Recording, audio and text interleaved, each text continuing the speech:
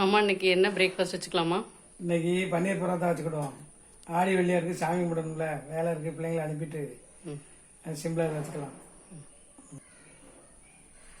இது பன்னீரை சீவிக்கிடணும்ப்பா.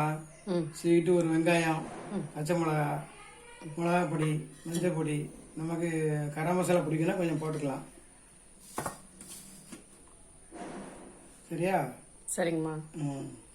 இது அப்படியே சப்பாத்தியை போட்டு அதில் வச்சு தேய்ச்சி பரோட்டா வைக்கிறணும்.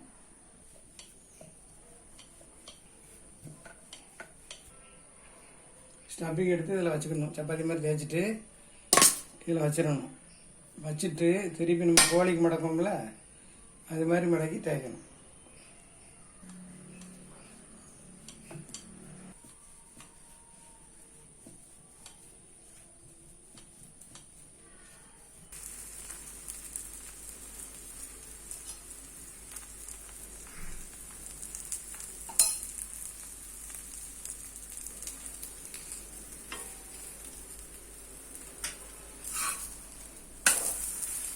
இது புரோட்டீன் ரொம்ப நல்லதுப்பா. பிள்ளைங்களுக்குலாம் அடிக்கடி கொடுங்க. இப்படி பொன்னிறமும் அறவும் எடுத்துடணும். இன்னும் கொஞ்சம் கலர் வரவும் அப்படியே எடுத்துடணும்.